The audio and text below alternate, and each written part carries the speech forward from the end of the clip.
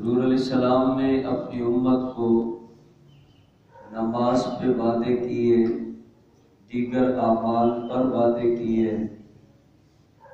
ہمیں آج کیا نظر آ رہا ہے؟ ہماری یہ سر کی آنکھیں کیا دیکھ رہی ہیں؟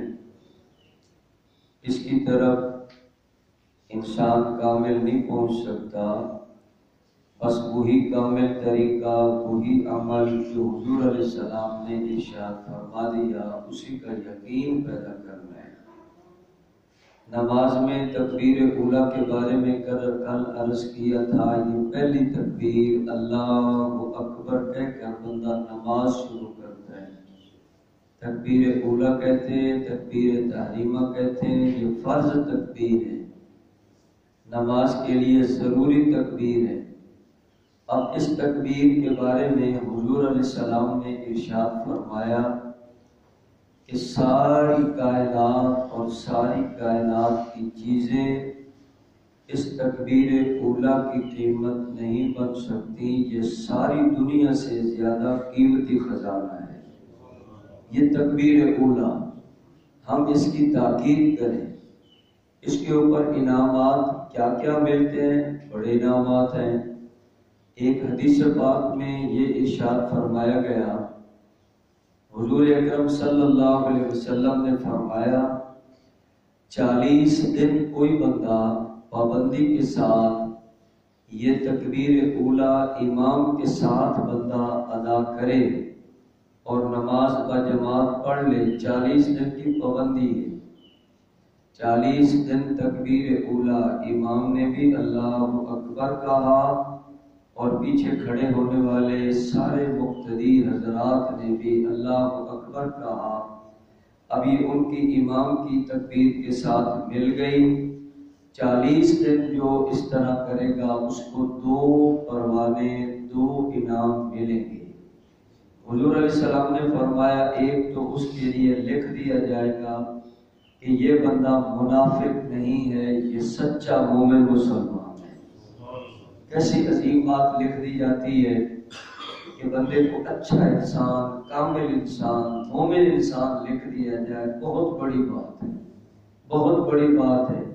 عام بندہ کوئی دنیا میں کسی کو سچا لکھ دے، اچھا لکھ دے، دیانتدار، یہ اس لائق ہے کہ یہ قوم کا نمائندہ بنے، یہ بندہ اس لائق ہے کہ اس کو فلاں عہدے پہ لگا دیا جائے، یہ بندہ بڑا شریف ہے، بڑا دیانتدار ہے، یہ فلاں ہے۔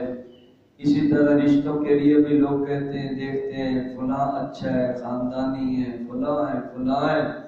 اب اس کی اچھائی کی گواہی مل جائے تو اب یہ بندے کی اچھائی کی گواہی اللہ کی طرف سے مل جائے، اب کتنی بڑی ضمانت اس کو نصیب ہو گئی۔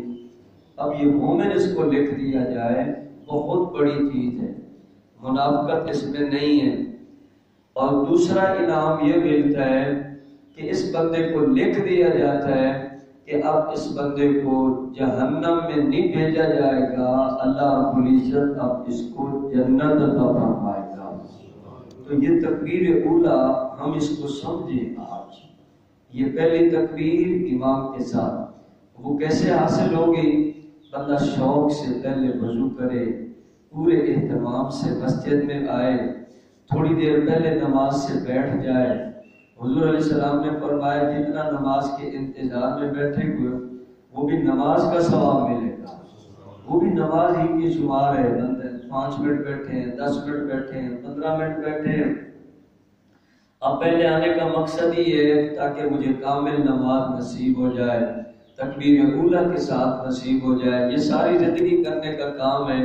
وہ 40 دن کی پابندی ہوتی ہے، اس کے علاوہ پھر کیا ہوتا ہے، بندے سے کبھی کوئی ایسی مصروفیت کی وجہ سے تکبیر اولیٰ رہ گئی، لیکن پرانے اور ایسے نئے بزرگ جو بھی اس زمانے میں وہ اس چیز کا بڑا اہتمام کرتے تھے اور کرتے ہیں، انہیں افسوس ہوتا تھا کہ ہماری تکبیر اولیٰ نہ رہ جائے، ہم تکبیر اولیٰ سے نماز ادا کریں، ہماری تکبیر اولیٰ کیوں رہ گئی۔ کئی حضرات افسوس کرتے رہے، اور ایسے مشائخ کے بارے میں بھی آتا ہے، کہتے ہیں کہ کتنے سال گزر گئے ہیں، میں مسجد میں پہلے آتا ہوں اس لیے تاکہ تکبیر اولیٰ سے نماز پڑھنی نصیب ہو۔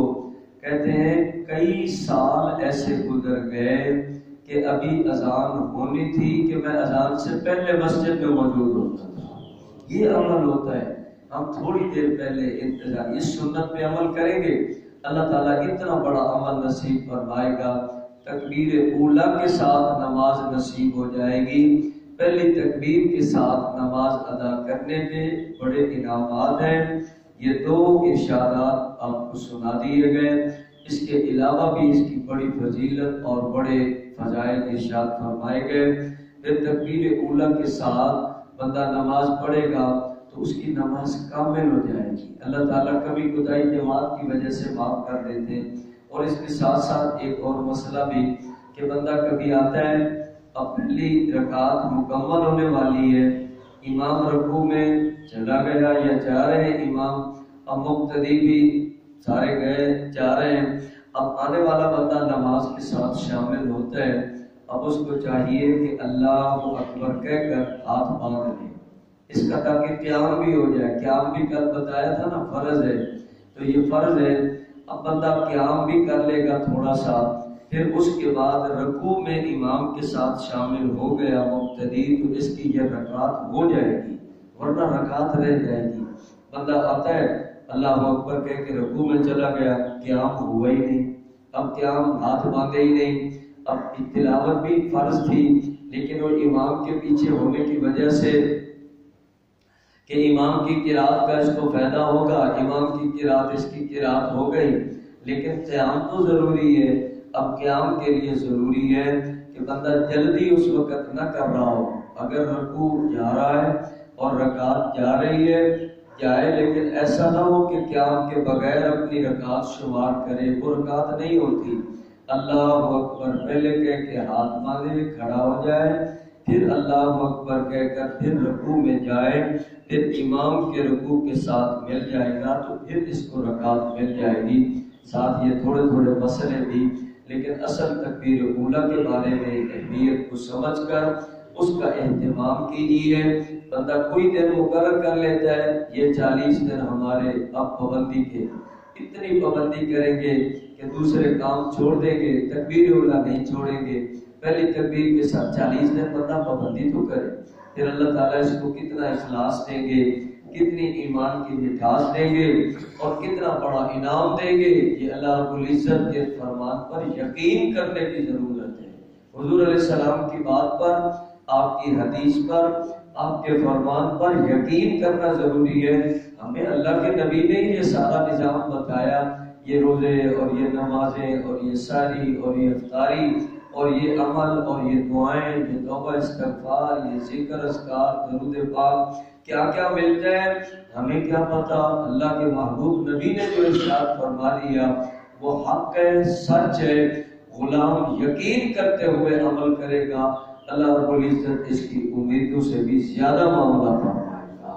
امید اپنی جگہ، لیکن اس کا یقین بندہ کرتے ہوئے پورے یقین سے اعتماد سے کرے گا۔ ہم عمل کے اعتبار سے آگے بڑھنے کی کوشش کریں۔ اللہ تعالیٰ ہر نیک کام بہترین طریقے سے کرنے کی ہم سب کو توفیق عطا فرمائے۔